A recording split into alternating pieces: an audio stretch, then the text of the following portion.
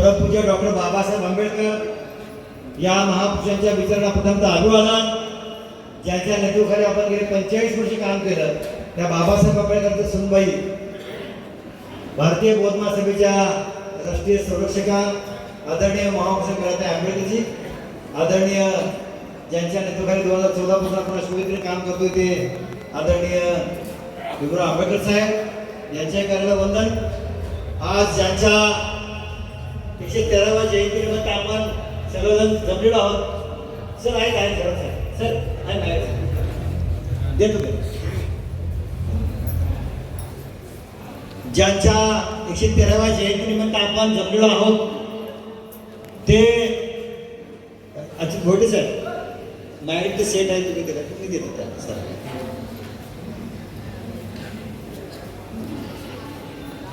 ज्या भैयासाहेब आंबेडकरांनी तुमच्या माझ्यासाठी खूप काय केलंय त्यांची आज 113वी जयंती आहे आणि या जयंतीच्या समारंभाच्या निमित्तानं म्हणते आदरणीय म्हणते दीपंकरजी बाबासाहेब आंबेडकरांचे नातू रिपब्लिकन सरसेनानी आणि बहुजन पंचायत समितीचे सभापती आदरणीय अण्णाजी आंबेडकर साहेब, आजचे प्रमुख वक्ते अच्युत घोटेजी, संस्थेचे सर्व राष्ट्रीय महाराष्ट्र मुंबई पदाधिकारी आणि तुम्ही सगळे जमलेले समजून दलाचे सैनिक कार्यकर्ते पदाधिकारी बंधू आणि भगिनींनो, आपल्या सर्वांना जय भीम. ज्या भैयासाहेब आंबेडकरांनी सांगितलं होतं की मोरारजी देसाईंना व तुला बहुत वेळा कुठे सांगितलं असं बोलल्यानंतर तुझ्या बाबांना नाही सांगितलं माझ्या बाबांना सांगितलंय असं सांगून बौद्धांची जी काही अस्मिता आहे ती जपणारी पहिली व्यक्ती कोण असेल तर बाबासाहेबांची सुलेखित आहे. जगातली पहिली व्यक्ती अशी आहे की बाबासाहेब आंबेडकर बाबाच्या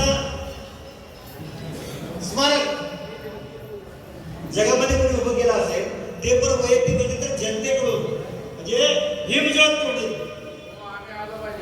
ती पण बाबासाहेबांच्या सुपुत्राने सुलिप्त व्हायला जी आज चैत्यभूमी दिसते ते लोकांना माहिती मला माहित नाही.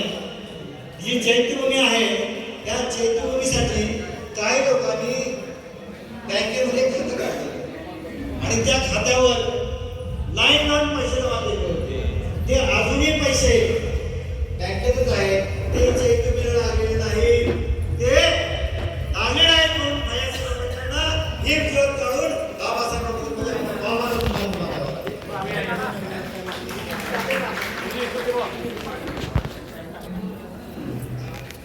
आमच्या विकास कामाने सांगितलं ते 1,80,000 मुद्दा त्यांना फक्त पुढचं सांगतो. भैयासाहेब आंबेडकरांनी 1,80,000 रुपये भरले होत दिले कोर्टाच्या न्यायालयाच्या आदेशाप्रमाणे भैया आंबेडकरांना दिले. पण त्या राजराजा जो ताबा होता ना तो ताबा कुणाला होता माहिती आहे? पिंपळनेर सोसायटीला होता. ते 30,000 रुपये कर्ज दिले नाही म्हणून बाहेरच्या उशिरा पैसे द्यावे लागले दुसऱ्याकडे परत जमा करून. पण पैसे 1,80,000 भरून सुद्धा 6 महिन्यांना पिंपळनेर सोसायटीनं ताबा दिलाय राजराजा भैयासाहेब आंबेडकर.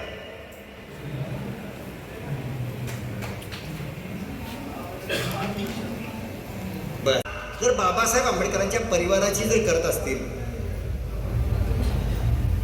आणि अशा परिस्थितीत भैयासाहेब आंबेडकरांना राजकीय क्षेत्रात मुद्दा म्हणून राजकीय पक्षाचं अध्यक्षपद केलं नाही. त्यांना फक्त मुंबईचं अध्यक्ष केलं रिपब्लिकन पार्टी ऑफ इंडिया. पण अध्यक्ष कशाचं केलं? भारतीय बौद्ध महासभेचं धम्मचक्र. बाबासाहेबांच्या नंतर ही राजकीय मंडळी होती ना यांना बौद्ध धर्मांतर करायचं नव्हतं सरळ. आणि मग तूच कर बाबा म्हणजे अडचणीच्या वेळेला बाबासाहेबांचा परिवार, अडचणीच्या वेळेला बाबासाहेबांचा विचाराची विचारधारा. नाव घ्यायला फक्त बाबासाहेब आंबेडकर, नाव घ्यायला फक्त विचारधारा, पण प्रत्यक्षात काम करला. आज बघा ना बाळासाहेब आंबेडकर, भीमराव आंबेडकर आनंदजी आंबेडकर, परत त्यांच्या सहचरणी सगळ्या वहिनी, परत तेवढंच नाही आता मुलंही सुजनदादा, आनंददादा, काय ही सगळी मंडळी बाबासाहेबांच्या बुद्धाच्या विचारानं काम करत आहे. आणि अव्यापपणा मग बाबासाहेब, भैयासाहेब, मीराताई आणि आता ही सगळी मंडळी करायला लागल्यात, तरी सुद्धा आपला समाज अजून काही शहाणा होणार झालाय.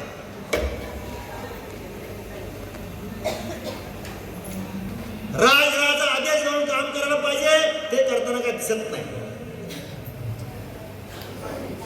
भैया साहेबांचा एक आठवण मला आली आता की ती लोखंडाची सने पचवणारी ती चळवळ आपली, असं भैया साहेबांनी ते एक लेखच लिहिला होता. ते आपला एक पण आहे. भैयासाहेब आंबेडकर ज्यावेळेला वरळीची दंगल होती, त्या दंगलीच्या वेळेला सगळे पुढारी होते. कुणाच्या पुढारीच्यानं काय ती दंगल बंद पडली नाही, थांबली नाही. पण भीमाचा वाघ सूर्यपुत्र भैयासाहेब आंबेडकर ज्या फोडली त्यावेळेला ती दंगल शमली.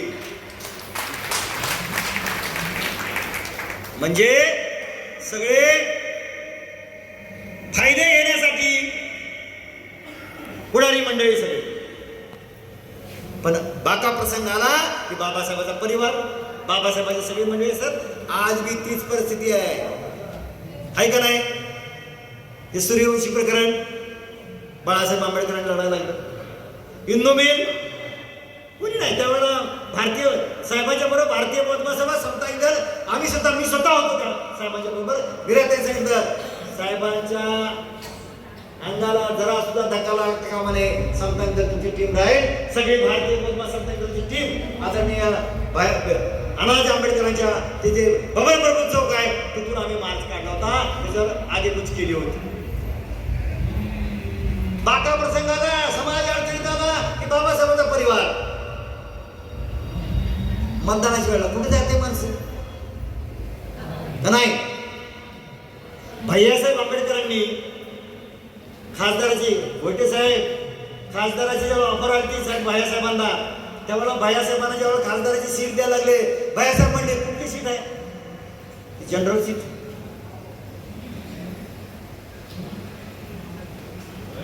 मागासवर्गीयाची सीट. भैयासाहेबांनी सांगितलं काय तुम्हाला जातीचा दाखला द्यावा लागेल. त्यावेळेपासून चालू आहे. मला महान म्हणायचं नाही की बुद्धिस्ट आहे जनरल सीट लढवेल, मला आरक्षिताची सीट लढवायची नाही असं भेदभाव भैयासाहेब आंबेडकरांनी सांगितलं. त्यामुळं कोण निवडून आले माहितीये? कोण? जी.के. माने साहेब, त्यांना तिकीट दिलं गेलं, ते खासदार झाले. ही परिस्थिती जर बाबासाहेबांच्या परिवाराला असं होतंय, म्हणजे विचाराचा विषय, भैयासाहेबांना किती अन्याय, किती त्रास करायचा, किती त्रास. मीराताईंना भैयासाहेबांच्या महापरिनिर्वाणाच्या नंतर मीराताई आंबेडकर झाल्या, कागदाचे दप्तर सगळं गायब केलं होतं आमच्या काही मंडळींनी. मीराताई आंबेडकर केस का हरलेत माहिती आहे का तुम्हाला? कारण का त्या मीराताई आंबेडकरांच्या निवडीचे जे कागदपत्र आहेत ते कागदपत्रच कोर्टात सादर केले नाहीत. भले म्हणतात काय आमच्याकडे सगळं. अरे बाबा दिलं तिथं कोर्टात, हरलं तरी पण दिलं झालाय. वाईट अवस्था आहे. आंबेडकरही चळवळले का आपल्या संस्थेचे पदाधिकारी कार्यकर्ते मंडळी माझ्याकडे आहे म्हणजे मी त्याचा बाप झालो. अरे वा, जिथं जिथं उपयोग आहे तिथं द्यायला पाहिजे, कामाला आलं पाहिजे. आणि म्हणून मग मीराताई आंबेडकरांचं जे काही पुस्तक काढले ना, मावबासाहेब मीराताई आंबेडकर ते बुद्धी सोशल मीडियाचा दस्तावेज, त्याच्यामध्ये मग आम्ही छापले. चौरस का किती मला मिळाली ओरिजिनल आहे माणसाकडे तिथे. कशी म्हणजे ज्यावेळेला ह्या चळवळीला जी गोष्ट आवश्यक आहे ती गोष्ट करताय. भैयासाहेब आंबेडकर असताना भैयासाहेब आंबेडकर अध्यक्ष झाले बुद्धी सोशल मीडियाचे. बाबासाहेबांच्या नंतर त्यांनी काम केलं चॅरिटी कमिटीमध्ये, त्यांचं नाव ते सगळं चालतंय. भैयासाहेब आंबेडकर यांचं निर्माण झाल्यानंतर, मीराताई आंबेडकर अध्यक्ष झाल्यानंतर त्या चालत नाही. तीच पद्धत होती ना. जाणीवपूर्वक हे षडयंत्र सुरू झालंय. एका महिलेला अध्यक्ष केलं त्यामुळे गडबड झाली होती.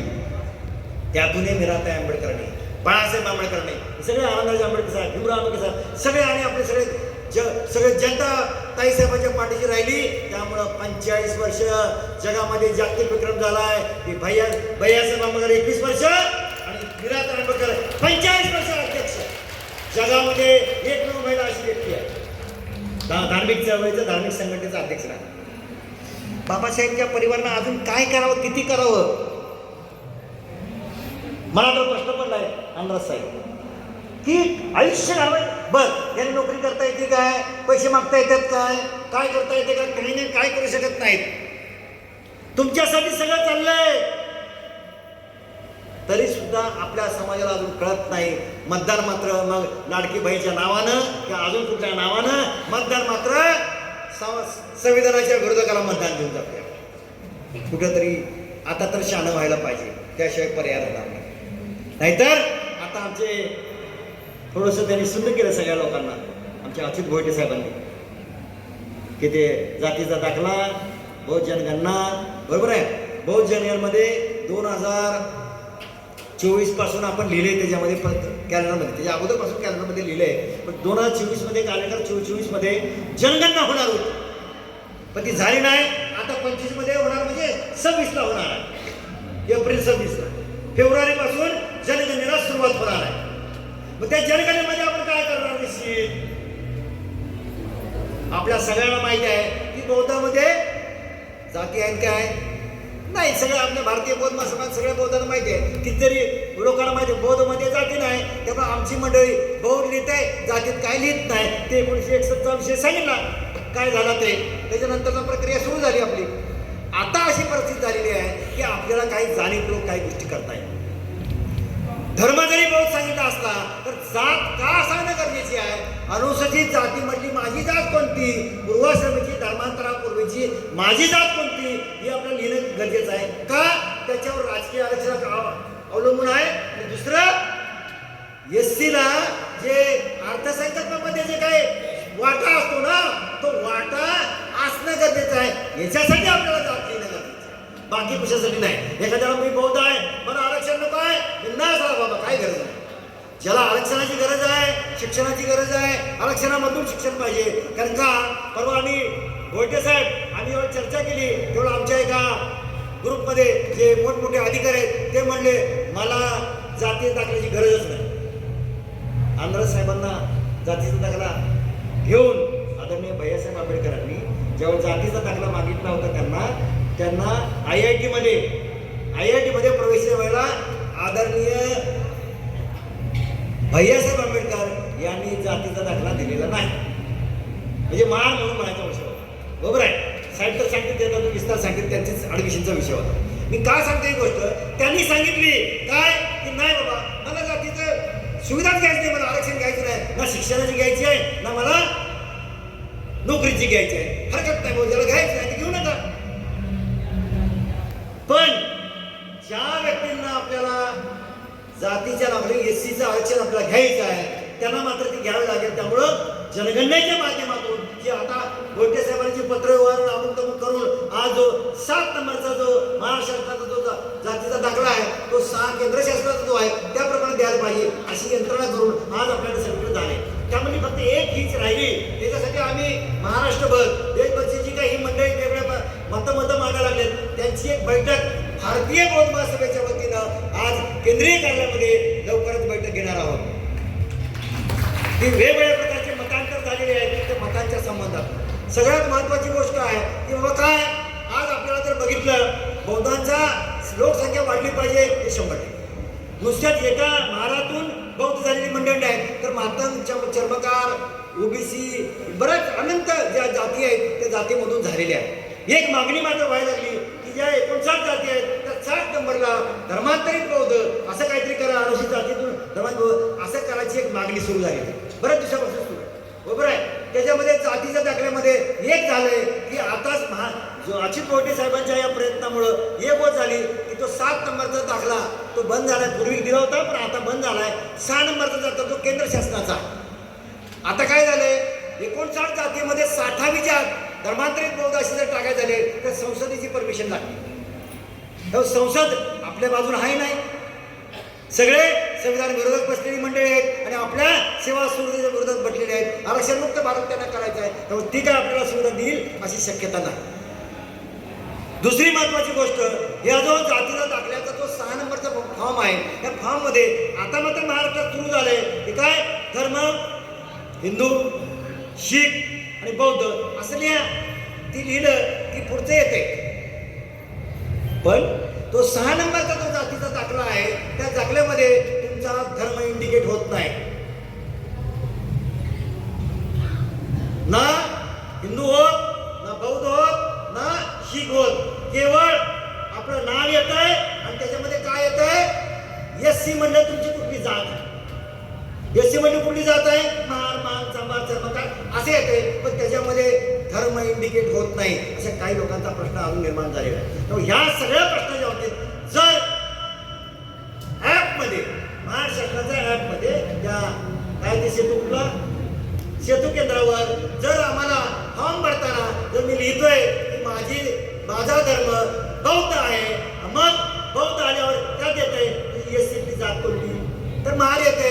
मग जर माझा तसं येत असताना जर भरत असेल तर माझा दाखला पण तसाच घ्यायला पाहिजे ना, की बौद्ध, एससी आणि महार असं यायला पाहिजे. नुसताच एससी मधला महार असं चालणार नाही, अशा लोकांचं म्हणणं झालंय. त्यामुळे ही जी बुद्धिभेद झालाय, म्हणजे 60वी जात नंबर करा, हे 7 नंबरचं बंद करा, 6 नंबरचं. माझं असं म्हणतं बघा, कारण 6 नंबरचा फॉर्म जो आहे तो 1990 पासून सुरू झाला, पण 1990 पूर्वी अगोदरचा जे 56 पासून 61 पासून जे काय आपल्याला सुविधा दिली, 58 पासून जे सुविधा दिली, त्याच्या दृष्टिकोनातून जे काय झालंय, मग ते जे जातीचा दाखला आहे तोच सगळ्या देशाला लागू व्हायला पाहिजे असा काय प्रश्न आहे. बार्टीनं पत्रावर केला आहे, या सगळ्यांनी पत्र केलं आहे, याच्यावर वेगवेगळ्या प्रकारचे गटतट निर्माण झाले, वेगवेगळ्या प्रकारचे मत झाले. तर त्याच्यावर आदरणीय भीमराव आंबेडकर साहेबांची चर्चा झाल्याप्रमाणे आदरणीय अच्युत बोयटे साहेब, अजून अनिल वैद्यजी आहेत, अजून काही बरेच पदाधिकारी कार्यकर्ते म्हणजे या विषयावर चिंतन करणारे मध्येच सम्राटमध्ये त्याच्यावर चिंतन घेतलं होतं.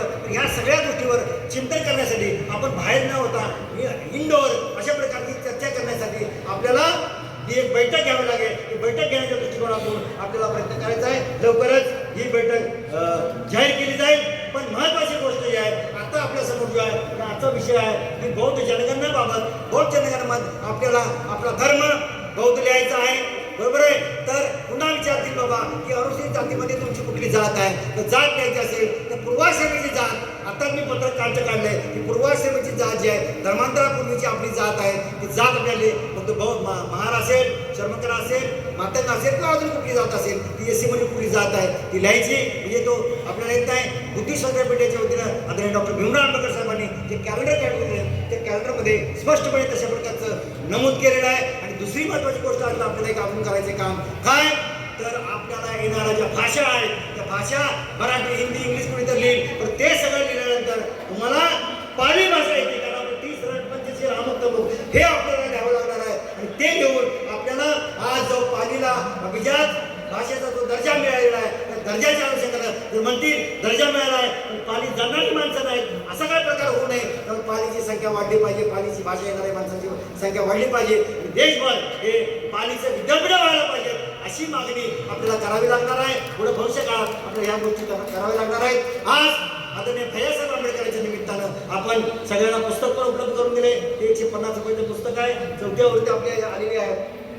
या आदरणीय भैयासाहेबांना अजून एक आदरांजली आपण करण्याच्या दृष्टीने आपल्याला विचार केला पाहिजे. तो म्हणजे काय, केवळ मुंबईमध्ये एक ठिकाणी सभा झाली, एक ठिकाणी कार्यक्रम झाला, तर आता मुंबईच नाही देशभर भैयासाहेब आंबेडकरांची जयंती 31 डिसेंबर आपल्याला साजरी करायची आहे. आणि भैयासाहेब आंबेडकरांनी जे योगदान दिले चळवळीला, योगदान दिले तुम्हाला आम्हाला बौद्धांना, त्याचं योग्य तो प्रचार प्रसारात त्यांना न्याय द्यायला पाहिजे. आणि तो न्याय देण्याचं काम भारतीय बौद्ध समाज आणि बौद्ध लोक आपल्याला करायला पाहिजे. आणि ते करण्यासाठी ठिकठिकाणी प्रत्येक गावखेड्यामध्ये, प्रत्येक वार्डशाखेमध्ये, प्रत्येक नगरामध्ये भैयासाहेब आंबेडकर जयंती आणि हा बौद्धांचं जनगणना कशी केली पाहिजे अधिकृत लेखी पत्र मी तुम्हाला सगळ्या ग्रुपवर टाकलेलं आहे. त्याच्या प्रकारचा प्रचार प्रसार करावा लागेल. आणि पदाधिकारी कार्यकर्त्यांनी हे सगळ्या देशभर अशा प्रकारचा प्रचार करावा. आणि बौद्धांची संख्या आणि एससीची संख्या ही मोठ्या प्रमाणात वाढली पाहिजे, जेणेकरून राजकीय आरक्षण सुद्धा आपल्याला योग्य पद्धतीने मिळेल. म्हणजे जसं आपलं 33 होते 15 झाल्या, तर ते आपल्याला संख्या वाढली कशी याच्यावर आपल्याला काम करायचं आहे. ते काम करण्यासाठी भारतीय बौद्ध सभा समता सैनिक दल या सगळ्यांनी आपल्याला कामाला लागावं अशा प्रकारची विनंती करतो. तीच खरी आदरणीय भैयासाहेब आंबेडकरांना अभिवादन होईल, आदरांजली होईल असं व्यक्त करून रजा घेतो. जय भीम, जय बुद्ध, जय भारत, जय संविधान. मानववंशशास्त्रज्ञ आणि ज्याच्या धर्मामध्ये देव आत्मा ह्या फुलचट कल्पनांना 2500 वर्षापूर्वी माती दिली असे तथागत भगवान गौतम बुद्ध. त्याचबरोबर ज्यांनी आपल्याला या खऱ्या अर्थानं विज्ञानवादी असणाऱ्या धर्माची आपल्याला ओळख करून दिली, आपल्याला त्या धर्मामध्ये आपल्या पदरी घातलं. ते तथागतांचे शिष्य बोधिसत्व महामानव भारतरत्न म्हटलं तर कमी पडेल, पण विश्वरत्न ज्ञानसूर्य डॉक्टर बाबासाहेब आंबेडकर यांच्या प्रतिमा आणि यांच्या विचारांची वंदन करून आज ज्यांची आपण जयंती साजरी करतो तो माझा बाप सूर्यपुत्र भैयासाहेब आंबेडकर यांच्या 113व्या जयंतीनिमित्त आपल्या सर्वांना मी अभिवादन करतो. आज या कार्यक्रमाचे प्रमुख वक्ते आणि ज्यांनी अत्यंत चांगल्या पद्धतीने येणाऱ्या जनगणनेबद्दल आपल्या सर्वांना अवगत केलं तर आयुष्यमान अच्युत गोइटे, राष्ट्रीय संयोजक schedule caste mission of India, तसंच समता सैनिक दलाचे चीफ ॲडव्होकेट SK भंडारे, तसंच या बुद्धी सोसायटी इंडियाचे ट्रस्टी आणि राष्ट्रीय उपाध्यक्ष, केंद्रीय कार्यालय प्रमुख आणि मुंबईचे प्रभारी. त्याचबरोबर या इथं खरं म्हणजे मी माफी मागतो, कारण पहिल्यांदा ज्याचं नाव घ्यायला पाहिजे होतं की पूज्य बंदे दीपंकर जे चैत्यभूमचे आहे ते या इथं उपस्थित आहेत. तर मी मुद्दाम त्याचं नाव मागून ठेवलं, कारण या इथं मला माझं ऑब्जेक्शन आहे. बाबासाहेबांनी सांगितलं होतं की बौद्ध धर्म लगातार जाण्यासाठी एक महत्त्वाचं कारण म्हणजे संघ होता, आणि आज सुद्धा संघ अशाच पद्धतीने बघायला लागलेला आहे.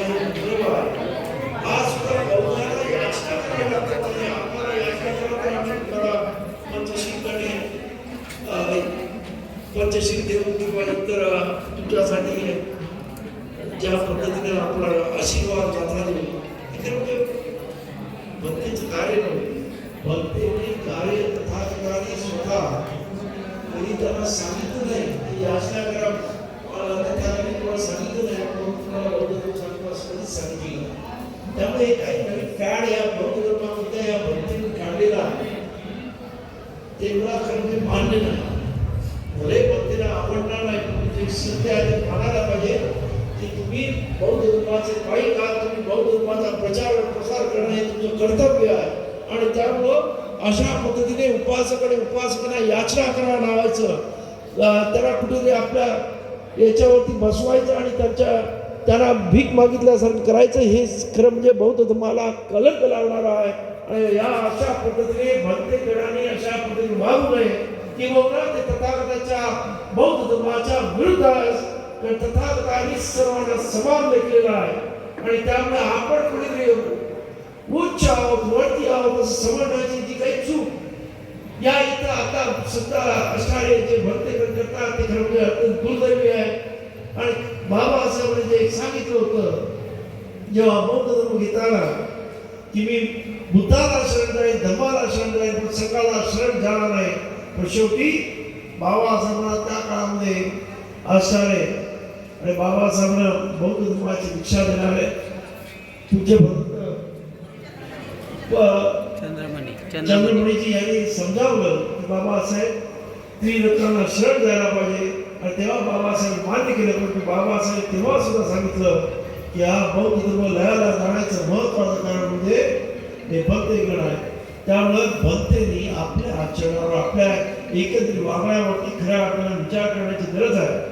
कारण आपल्याला माहीत असेल की या इथं आपण ज्यांची जयंती साजरी करतोय त्यांनी अत्यंत महत्वाचा निर्णय 1967 साली घेतला आणि त्यांनी बौद्धाचार्यांची निर्मिती केली. याचं कारण असं की एकतर पूर्वीच्या काळामध्ये बौद्ध भिक्षू अत्यंत कमी होते. आपल्या लोकांची जी काही कार्य होती वेगवेगळे म्हणजे जन्मापासून मृत्यूपर्यंतच्या असणाऱ्या कार्यामध्ये धार्मिक विधी होणं अत्यंत महत्वाचं होतं आणि अशा वेळेला बौद्ध भिक्षूंची संख्या अत्यंत कमी अल्प असल्यामुळं कोणी ती कार्य करावीत, कोणी अशा पद्धतीने धार्मिक विधी करावेत यासाठी मग याच्यावरती खर होऊन जे बौद्ध धर्मामध्ये खऱ्या अर्थानं काही कार्य करू इच्छितात, प्रामाणिकपणे बौद्ध धर्माचा प्रचार आणि प्रसार करू इच्छितात, परंतु जे गृहाश्रमात आहेत अशा लोकांना बौद्धाचार्य करावं अशी संकल्पना निर्माण करण्यात आली. आणि त्यामुळंच आपण पाहतो की आज भैयासाहेब आंबेडकरांना बौद्धाचार्यांचे जनक असं म्हटलं जातं. कारण भैयासाहेबांनी ज्या पद्धतीने बौद्ध धर्म वाढवला 1956ला बाबासाहेबांनी आपल्याला जवळपास 5 लाख लोकांना एकाच वेळी बौद्ध धर्माची दीक्षा नागपूर मुक्कामी दिली. परंतु त्यानंतर त्याच 52 ते 53 दिवसानंतर बाबासाहेब आंबेडकरांचं महापरिनिर्वाण झालं आणि बौद्ध धर्माच्या ज्या धम्मदीक्षेचे कार्यक्रम व्हायला पाहिजे होते म्हणजे मुंबईत सुद्धा होणार होता तो सुद्धा होऊ शकला नाही. परंतु त्यानंतर इतर जे बाबासाहेबांचे सहकारी होते त्याने बौद्ध धर्माकडे चक्क पाठ फिरवली आणि राजकारण किंवा बाबासाहेबांनी बौद्ध धर्मच्या जो कार्यक्रम दीक्षेचा कार्यक्रम 14 ऑक्टोबर 1956ला घेतला तेव्हा सुद्धा बाबासाहेबांच्या अनेक सहकार्यांनी अप्रत्यक्ष पद्धतीने त्याच्यावरती म्हणजे आपण ज्याला म्हणू की बहिष्कार टाकल्यासारखं केलं. ते त्या कार्यक्रमाला उपस्थित नव्हते. ही खरं म्हणजे ती खरी परिस्थिती आहे. आणि त्यामुळंच बाबासाहेब गेल्यानंतर या सर्व मुळे वाटत होतं बौद्ध धर्माचं काही खरं नाही, ते त्यांच्या मुलाच्या अंगावर टाकावं, तो काय करायचं करेल, आपण आपलं राजकारण करावं अशा पद्धतीने त्या काळच्या नेत्यांची वागणूक होते. परंतु भैयासाहेब आंबेडकरांनी ती धुरा खांद्यावर घेतली आणि न भूतो न भविष्यती अशा पद्धतीने खरं म्हणजे भैयासाहेब आंबेडकर जन्मताच एक अधू असणारा म्हणजे व्यक्ती, आजारी असणारा व्यक्ती, परंतु त्यांच्या असणाऱ्या एकंदरीत बाबासाहेब आंबेडकरांवरती असणारी निष्ठा आणि त्यांच्या कार्यावरती असणारं समर्पण यामुळं त्यांनी अख्खा भारत पालथा घातला. मला आठवतं त्यावेळेस भैयासाहेब आंबेडकर व्हाईट कपडे घालायचे, डगची ते कोहिनूरच्या डगची ती व्हाईट पॅन्ट आणि व्हाईट शर्ट अशा पद्धतीने ते कपडे घालायचे, ते दौऱ्यावर जायचे. व्हाईट असणारे कपडे त्यांचे कुठच्या म्हणजे मातीच्या कलरचे होऊन यायचे. कोकणात आणि इतर ठिकाणी तर लाल झालेले असायचे, कारण त्या काळामध्ये रोड नसायचे, कसलीही साधनं नसायची. कधी एसटीतून कधी बैलगाडीतून असे प्रवास करून त्या काळामध्ये धम्मदीक्षेचे कार्यक्रम बनवून आणले. खरं म्हणजे जीवाला अनेक वेळा धोका असायचा, परंतु त्याच्यामध्ये सुद्धा ते कुठेही घाबरले नाहीत, कुठेही पाठीमागं हटले नाहीत. बौद्ध धर्माची त्यांनी ज्या पद्धतीनं दीक्षा समारंभ घडवून आणले त्यांनी इथंच नव्हे तर यूपीत, त्यानंतर पंजाबमध्ये अनेक ठिकाणी त्यांनी प्रचंड मोठ्या संख्येने धम्मदीक्षेचे कार्यक्रम घडवून आणले. आणि त्यामुळंच आपण पाहतो की आता जेव्हा मोहितेने सांगितलं की 61 सालीच या देशामध्ये 28 लाख हे बौद्ध धम्म घेतलेली मंडळी होती. अर्थात त्यानंतर अनेक पटीने ती वाढली. मीराताईंनी पण अत्यंत चांगल्या पद्धतीने बौद्ध धम्माचं या धम्मदीक्षेचे कार्यक्रम आणि खऱ्या अर्थानं मीराताईंनी याच्यामध्ये एक अत्यंत चांगलं कार्य म्हणजे त्यांनी महिलांना धम्मामध्ये घेतलं. खऱ्या अर्थानं झोपडपट्टीमधल्या इथल्या अनेक प्रकारच्या महिलांना या धम्माच्या कार्यामध्ये ओढलं आणि त्यामुळं खऱ्या अर्थानं बौद्ध धम्माच्या या कार्याला एक प्रचंड गती मीराताईंच्या काळात आली. आणि मग घराघरामध्ये बौद्ध धम्माबद्दल आज आपण पाहतो की आज आपली पोरं अत्यंत ताकदीनं बौद्ध धम्माबद्दल बोलतात, कारण त्यांच्या आयाने त्यांच्यावरती आता संस्कार केलेले आहेत. मागची पिढी तेवढी संस्कारी होती असं मला वाटत नाही. आणि त्यामुळं आज खऱ्या अर्थानं हे बौद्ध धम्माचं जे काही आपलं वाढ झालेली आपण पाहतो त्याच्यामध्ये महिलांचा मोठा वाटा आहे. ज्या पद्धतीने बाबासाहेब म्हणत होते की एखादा समाज किती पुढे गेला आहे हे त्या समाजातली महिला किती शिकलेली आहे. त्याचप्रमाणे एखादा समाज एखादा धर्मामध्ये किती म्हणजे त्या धर्माची लोक आहेत तर त्या कुटुंबामध्ये म्हणजे त्या धर्मामधली ती किती महिला बौद्ध धम्म झाल्यात त्याच्यावरतीच अवलंबून आहे असं माझं प्रामाणिक मत आहे. आणि त्यामुळं आज मोठ्या प्रमाणामध्ये आपल्या बौद्धांची संख्या महाराष्ट्राने देशभर वाढत आहे. खरं म्हणजे आपण हा जो आजचा विषय आहे हा अत्यंत महत्त्वाचा आहे की बौद्ध धम्माचं या तुम्हाला माहीत आहे की सर्वजण एक सांगतात की मोरारजीभाईंनी भैयासाहेबांना विचारलं तुम्हाला बौद्ध धम्म बुद्धिस्ट व्हायला सांगितलं कोणी.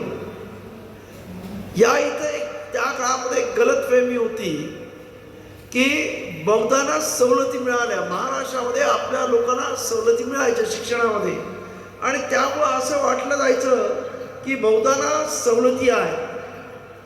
परंतु मी IITला मुंबईमध्ये ॲडमिशन घेतलं, मला हॉस्टेल मिळालं, सर्व झालं, मी कॉलेजला जॉईन होणार अशी परिस्थिती निर्माण झाली आणि एक वेळेस मला कॉलेज चालू होण्याच्या एक आठवडा आधी मला डायरेक्टरने IITच्या फोन केला, जरा तुम्ही येऊन जा.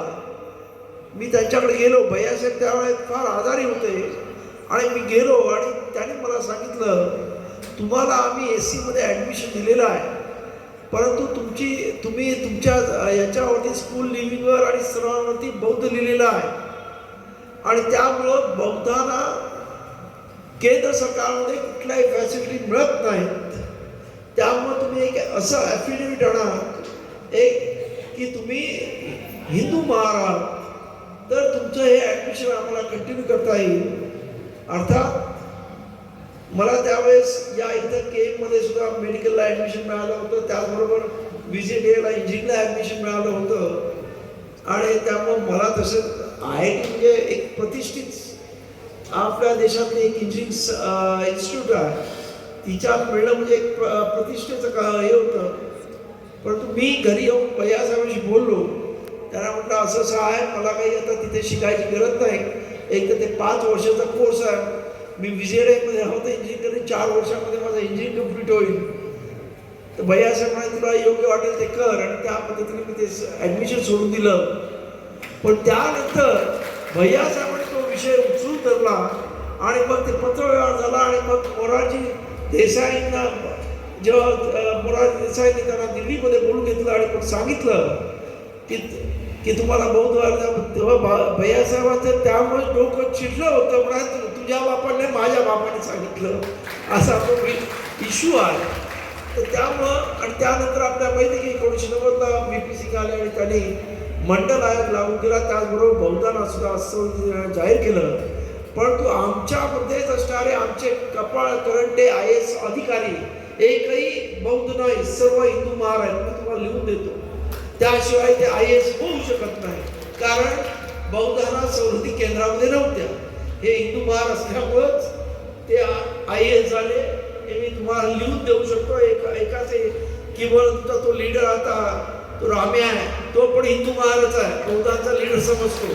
त्याच्या माझ्याकडे सिद्धार्थ कॉलेजचं स्कूल लिव्हिंग आहे, इंटर नापासचं. त्या इलेक्शन मध्ये पण नेहमी हिंदू महाराज म्हणतो आणि हिंदू महाराजच का सर्टिफिकेट देतो. तेव्हा हे सर्व एक नंबरचे बदमाश लोक या इथे आंबेडकर चळवळीचं खऱ्या अर्थाने नेतृत्व करण्याचा प्रयत्न करतात आणि तुम्ही त्याला बळी जाता. हे अत्यंत दुर्दैव आहे.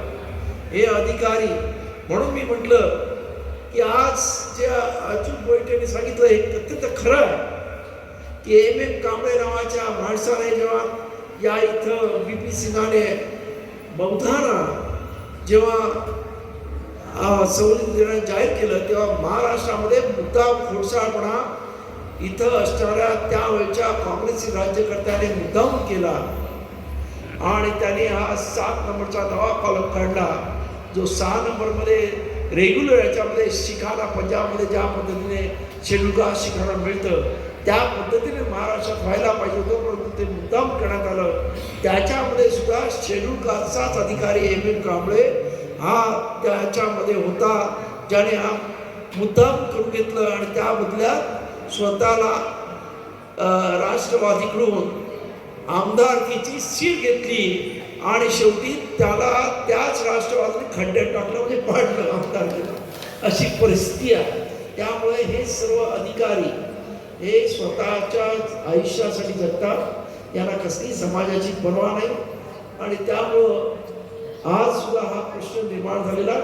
आता बोईटेने जे सांगितले ते अत्यंत योग्य आहे की मध्येच्या काळामध्ये त्यांनी लढा दिला, अत्यंत चांगल्या पद्धतीने त्याने एक प्रकरण तसाच लावलं आणि त्यामुळं आता या इथं तुम्ही जरी बौद्ध म्हटला तरी कुमारश्रमीचे तुमचे जर SC मध्ये असाल, कारण आज बौद्ध अनेक लोक होत आहेत. ओपन तर प्रचंड मोठ्या संख्येने जो बाबासाहेब आंबेडकरांना वाचतो, जो बाबासाहेबांचा अभ्यास करतो, तो माणूस बौद्ध होत चाललेला आहे. आणि त्यामुळं अनेक बौद्ध वेगवेगळ्या धर्मातून म्हणजे उच्चवर्णीय सुद्धा बौद्ध होत आहेत. त्यामुळं तुम्ही मागासवर्गातून बौद्ध झालेला आहे. यासाठी आज त्या पद्धतीनं जनगणनेमध्ये आपली नोंद होणं अत्यंत गरजेचं आहे. कारण बऱ्याच वेळा असं वाटतं की आपण सांगितलं की आपण बौद्ध नाही होणार, असं काही नाही. आता तुम्ही बौद्ध सांगा, तुमचा धर्म बौद्ध सांगा आणि तुमच्या SC सांगा, म्हणजे जी असेल ती सांगा. तुमच्या धर्माच्या नावाखाली बौद्ध जाईल, जातीच्या नावामध्ये तुम्ही SC मध्ये आल्याचा फायदा एक होईल. आज मुंबईमध्ये कॉर्पोरेशनच्या इलेक्शन्स आहेत. तुम्हाला सांगायला मला खरंच वाईट वाटतं की मुंबईमध्ये SC ला किती रिझर्वेशन आहे? फक्त 227 मधल्या 16 जागा नाही, 16 जागा फक्त रिझर्वेशन आहे. तुम्हाला वाटतं का मुंबईत आपली एवढी कमी आहे? 7% पर्सेंटेज आहे आपलं मुंबईतलं. व आपलं मुंबईमध्ये 20 ते 25% आपली लोकसंख्या आहे. जर आपण नीट पद्धतीनं जर आपण हे मांडलं, आपलं हे फॉर्म भरून दिले तर 40 ते 45 SCच्या जागा या मुंबईच्या कॉर्पोरेशनमध्ये रिझर्व होतील, एवढी आपली परिस्थिती आहे. पण दुर्दैवानं या इथं सर्वात जास्त आमच्या कोकणातला माणूस राहतो आणि तो अत्यंत कट्टर बाबासाहेबवाला आहे. तो महाराष्ट्राला समजत नाही, तो बौद्धाशिवाय इतर काही मानत नाही. त्यामुळं तो बौद्धच फक्त आणि फक्त बौद्ध लिहितो. आणि त्यामुळं आपली एवढी मोठी लोकसंख्या असताना इथं फक्त 7% मुंबईमध्ये लोकसंख्या दाखवली जाते. ती मला वाटतं कोकण सोडून राहिलेल्या प्रांतातल्या लोकांची आहे.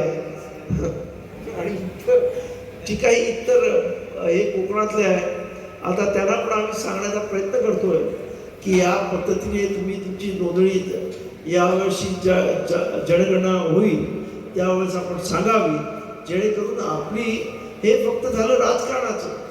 त्याचबरोबर आपल्याला जो बजेट असतं त्या बजेटमध्ये SC STला त्यांच्या पर्सेंटेज प्रमाणे फंड रिझर्व करावा. म्हणजे 100 रुपयाचं जर या महाराष्ट्र सरकारचं बजेट असेल तर त्याच्यामध्ये जर SC 13% असतील महाराष्ट्रात तर त्यांना 13 रुपये त्यांना आणि 7 जर ST असतील तर 7 STला असे रिझर्व करावे असा कायदा अस्तित्वात असताना सुद्धा आज दुर्दैवाने आपली लोकसंख्या कमी आहे.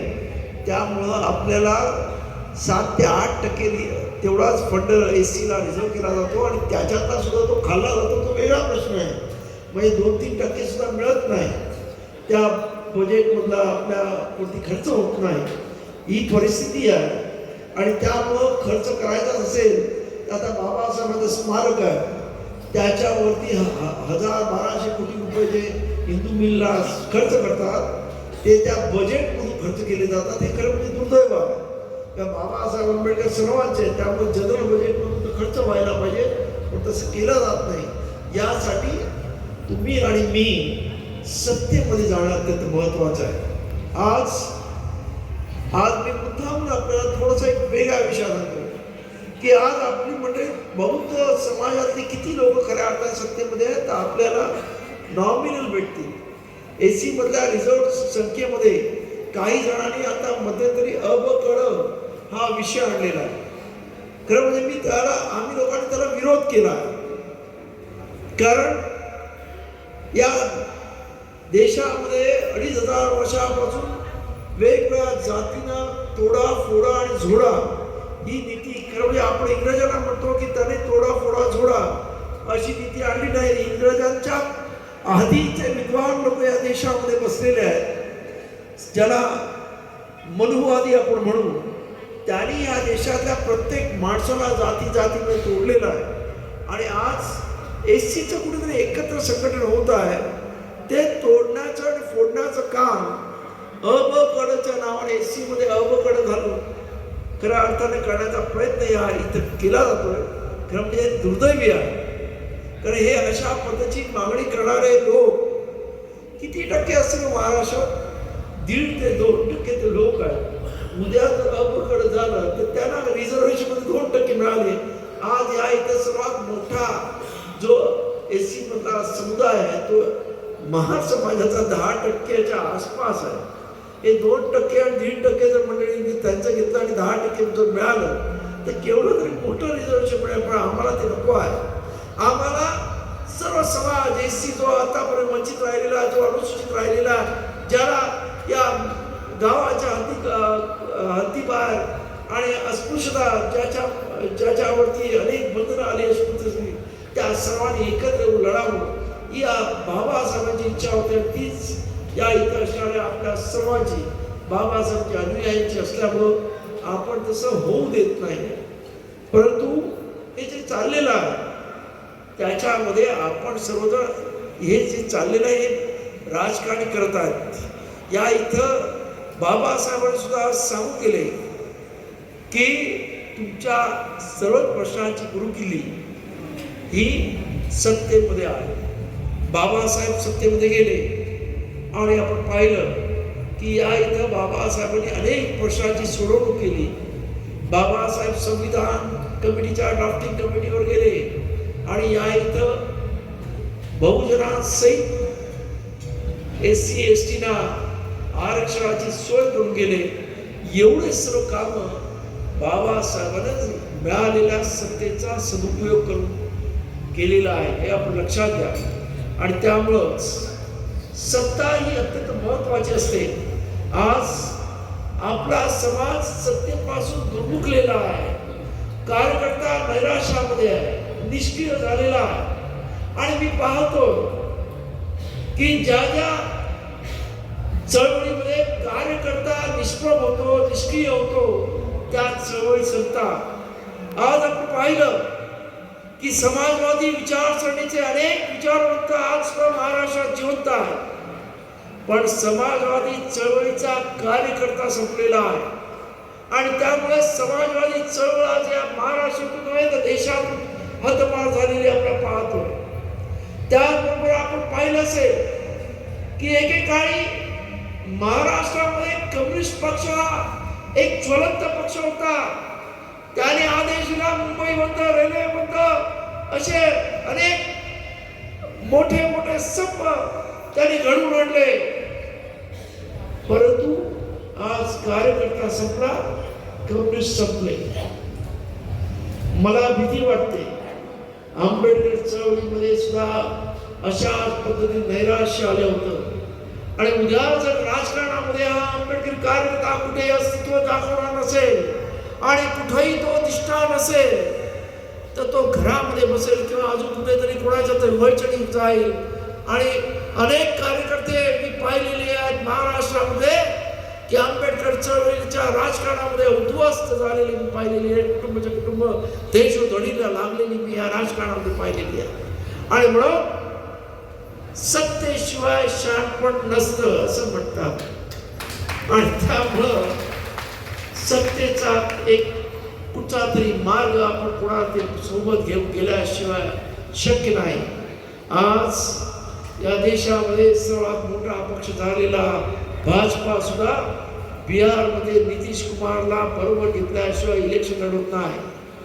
कारण सत्तेमध्ये यायचं असेल तर युती आणि आघाड्याचं राजकारण केल्याशिवाय आज या देशामध्ये कुणालाच पर्याय नाही. मग ते काँग्रेस असो किंवा अजून कुठचाही पक्ष असो, आपण पहा जे जे स्वतंत्र लढले ते संपत चाललेले आहेत. आज युती आणि आघाड्याचं हे संपूर्ण एकंदरीत सध्याची परिस्थिती आहे. आज एका माणसाच्या मागे कोणी असं एकत्र जमायला तयार नाही परिस्थिती आहे. आणि त्यामुळं या सर्व गोष्टीचा विचार करून किंबहुना तुम्हाला कदाचित माहीत असेल, आज आपण त्यांची जयंती साजरी करतोय. त्या भैयासाहेब आंबेडकरांनी 1971ला त्या बाळासाहेब ठाकरे बरोबर सुद्धा युती मुंबईत केली होती. आणि त्यावेळेस भैयासाहेबांबरोबर मला आठवतं मी सुद्धा गेलो होतो. अत्यंत लहान होतो आणि मी पाठीमागे स्टेजवर बसलो होतो. आणि भैयासाहेबचे 2 शिलेदार त्यावेळेस होते, आरजी रुके आणि सुमित गायकवाड. आणि ते दोघं आणि भैयासाहेब 3 जण त्या याच्या म्हणजे आपल्या शिवाजी पार्कच्या त्यांच्या युतीच्या मीटिंगला गेले होते. आणि रुके आणि सुमन गायकवाडांची भाषणं केली. त्या बाळ ठाकरे सुद्धा असं म्हणाले होते की आमच्याकडच्या एकाही कार्यकर्ता तुमच्यासारखं भाषण करता येत नाही. ही त्यावेळची परिस्थिती होती. म्हणजे आमचा कार्यकर्ता एवढा सक्षम त्या काळात होता, आज सुद्धा आहे. परंतु आज सुद्धा या कार्यकर्त्याला खऱ्या अर्थानं वाव मिळत नाही. या कार्यकर्त्याला कुठेही योग्य संधी मिळत नाही. नाहीतर तो विधानसभा हलवू शकतो, तो लोकसभा हलवू शकतो, एवढी ताकद या कार्यकर्त्यामध्ये आहे. आणि त्यासाठी म्हणून आज आपण सुद्धा देशामध्ये जी हवा चाललेली त्या हवेप्रमाणे फक्त राजकीय युती म्हणजे तत्वाची युती नसते. आज जेव्हा नितीश कुमार त्याच्या यादव कंपनीला घेऊन काम करतो आणि बीजेपी त्यांच्या विचाराला घेऊन करते, तेव्हा त्याचं युती ही फक्त राजकीय तडजोड असते. ती काही ते तुम्ही त्यांचे विचार घ्या, तुम्ही म्हणजे ते त्यांचे विचार घेत नसतात. हे कुठेतरी गल्लत आपल्या समाजामध्ये होतं की युती केलं म्हणजे आपण त्याचं काहीतरी होतो. हे सोडून द्या.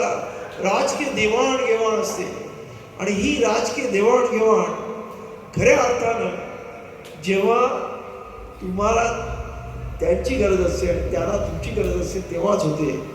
आणि म्हणून माझं आपल्या सर्वांना सांगणं आहे की मी काही सांगणार नाही तुम्हाला, कारण मला माहिती आहे भारतीय वैद्यवाद काय करते.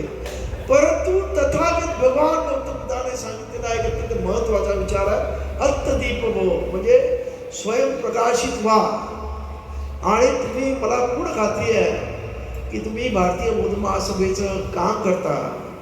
तुम्ही स्वतःच्या शरीरावरती स्वतःचे डोकं वापरता आणि त्यामुळे स्वतः योग्य तो विचार कराल आणि तुम्ही आपल्या सदैविक बुद्धीचा विचार करून येत्या काळामध्ये आंबेडकर चळवळीला कशा पद्धतीने गतिमान करता येईल याचा योग्य तो म्हणजे योग्य ती दखल घ्याल आणि योग्य ती पावलं उचलाल ही अपेक्षा करतो.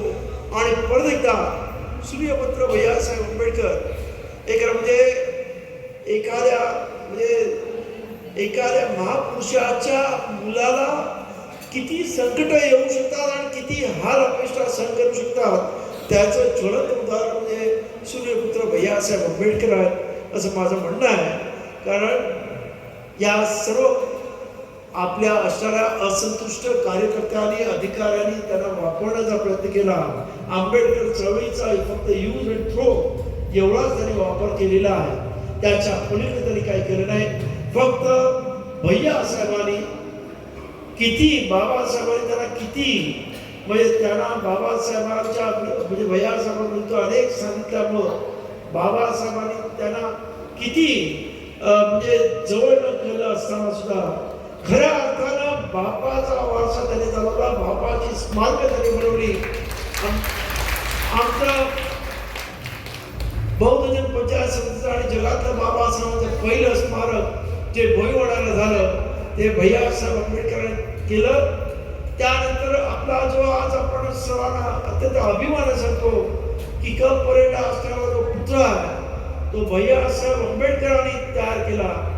जी दीक्षाभूमी आज काही लोकांनी आपली खाजगी प्रॉपर्टी केली आहे, पण ती दीक्षाभूमी सुद्धा दी बुद्धिस्ट सोसायटी ऑफ इंडियाला तिची जागा मिळालेली आहे. फक्त जी आज ही कमिटी आहे त्यांनी बांधकाम कमिटी म्हणून भैयासाहेब त्यावेळेस नागपूरला जायला गाड्या नसायच्या. भैयासाहेब तुम्हाला जमणार नाही, तुम्ही आम्हाला बांधकामासाठी अधिकार द्या असं करून भैयासाहेब ते अधिकार घेतले आणि नंतर स्वतः तिथे ट्रस्टी मध्ये झाले. राजकारणामध्ये वेगळ्या पद्धतीने त्यांनी राजकारणामध्ये सत्ता हासिल केल्या आणि त्याच्यातून दीक्षाभूमीचा ताबा घेतला. नाहीतर ती दीक्षाभूमी सुद्धा भैयासाहेबांमुळे ती एवढी मोठी जागा मिळाली. आणि चैत्यभूमीचं तर तुम्हाला माहिती आहे की या इथं मुंबईमध्ये लोकांनी स्टेट बँकेमध्ये सकाळी सकाळी राखा लावून हजारो रुपये त्या बँकांमध्ये भरले. परंतु आमच्या विद्वान काही त्या काळामध्ये असणारे विद्वान पुढारी त्या तिथे जे स्मशान आहे त्यामुळे तिथे वास येतो असं होतं. तिथे हे बाबासाहेब स्मारक म्हणून ते पैसे दिले नाहीत. शेवटी भैयासाहेब आंबेडकर चिडले आणि त्यांनी त्याची स्वतःची जीभ घेतली आणि काही कार्यकर्ते त्याच्याबरोबर होते. त्यांनी मोजके मिळून पासमध्ये मऊ इथून भीमटोन काढली आणि मध्य प्रदेश आणि महाराष्ट्र अख्खा पितून काढला. आणि त्या काळामध्ये एक एक दोन दोन पैसे लोकांना दिले. कारण आपला समाज त्या काळामध्ये अत्यंत गरीब होता, पण तरी सुद्धा त्या समाजानं भैयासाहेबांना प्रेम दिलं, पैसे दिले. त्याच्यावरती आज ती चैत्यभूमी निर्माण झालेली आहे. आज जवळजवळ तिला 60 वर्ष झालेली आहेत. आणि त्या काळामध्ये खऱ्या अर्थानं भैयासाहेबांनी बाबासाहेबांचं विचार आणि बाबासाहेबांची स्मारक टिकवण्याचं आणि बनवण्याचं काम केलं. हे आपण सर्वांनी मान्य करायला पाहिजे. किंवा आज बौद्ध धर्म जो आज लखलखत आहे त्याच्यामध्ये बाबासाहेबांनी तर मोठं म्हणजे धर्मांतर केलं, आपल्याला बौद्ध धर्माची दीक्षा दिली. पण त्यानंतर ज्या धर्मदीक्षेचे सोहळे झाले आणि लोकांना एक विश्वास दिला बौद्ध धर्माबद्दल, तो भैयासाहेब आंबेडकरांनी आपल्या आयुष्याच्या शेवटपर्यंत दिला. आणि त्यानंतर मीराबाईंनी ही बौद्ध बुद्धिस्ट सोसायटी ऑफ इंडियाची चळवळ हातात घेतल्यानंतर महिला सामूहिक करून घेतल्यामुळं अत्यंत जोमानं आणि नेटानं ही चळवळ पुढे गेली. आणि आता तर मला एक आनंद वाटतोय की ज्या गुजरातमध्ये त्या काळामध्ये सुद्धा बाबासाहेबांना ते शेणुकास लोक मानत नव्हते. महात्मा गांधी त्याच्या दृष्टीनं त्यांचा गॉडफादर होता. अनेक लोकांनी तिथे असणाऱ्या SC लोकांनी आपली आडनाव सुद्धा हरिजन लिहिलेली आहे. अजून सुद्धा त्याच्या याच्यावरती हरिजन नाव आहे. त्याच ठिकाणी हल्ली दर महिन्याला गुजरातमध्ये भारतीय बौद्ध महासभेच्या वतीनंच प्रचंड मोठी अशी धर्मांतराचे सोहळे होत आहेत. हे मोठं काम भैयासाहेब आंबेडकरांनी केलं असं म्हणजे वापर करणार नाही. त्यामुळं अशा या थोर बोधिसत्वाच्या सूर्यपुत्राला मी तुम्हा सर्वांच्या वतीने हार्दिक हार्दिक आणि भावपूर्ण आदरांजली आणि तुम्हा सर्वांना त्यांच्या जयंतीनिमित्त शुभेच्छा देतो आणि माझ्या वाणीला काय म्हणतो नमुदा जय भीम.